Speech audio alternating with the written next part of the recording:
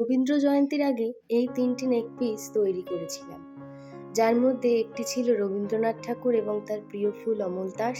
দ্বিতীয় গয়নাটি রবি ঠাকুরের একটি উপন্যাস চোখের বালি, তার থেকে অনুপ্রেরণা নিয়ে বানানো। তার মধ্যে লুকিয়ে আছে বাঙালির ঐতিহ্যের প্রেক্ষাপট, নারীর আবেগ, আত্মপরিচয় এবং বাঙালির রুচির সৌন্দর্য। এর ৩টি পিসই সোল্ড। তোমরা রবীন্দ্র জয়ন্তীর আগে এই পিসগুলি আর পাবে না। যারা বুক করবে রবীন্দ্র জয়ন্তীর পরে কিন্তু প্রত্যেকটি পিসই অ্যাভেলেবেল। ৩ নম্বরে যে গয়নাটি রয়েছে সেটা একটি গানের লাইন থেকে অনুপ্রেরণা নেওয়া।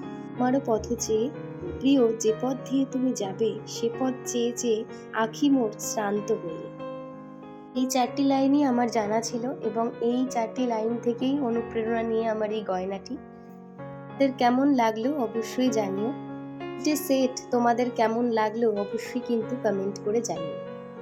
এটি কবিগুরু আমাদের সকলের প্রিয় রবীন্দ্রনাথ ঠাকুরের এবং তার প্রিয় ফুল অমল তাসকে কেন্দ্র করে এই সেটটি তৈরি করা, এবং এটা কিন্তু ডকুপেজ প্রসেসে তৈরি করা। সাথে যাবে অমল তাস ফুলের কানের দুল। আমার সব থেকে প্রিয় যে গয়নাটি চোখের বালির থেকে অনুপ্রেরণা নিয়ে তৈরি করা, এটা যে শুধু অলংকার বা গয়না তা নয়, চোখের বালির বিনোদিনীর আত্মবিশ্বাস, অভিমান এবং প্রগাঢ় ভালোবাসা যেন এই গয়নার মাধ্যমে ফুটে উঠেছে। জানি না কতটা পেরেছি, তবে আমার সাধ্যের বাইরে যে আমি চেষ্টা করেছি ফুটিয়ে তোলার।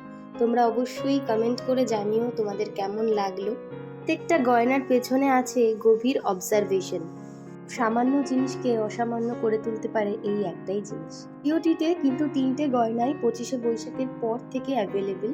কেমন লাগলো জানিও, ভালো লাগলে শেয়ার করো। Thank you.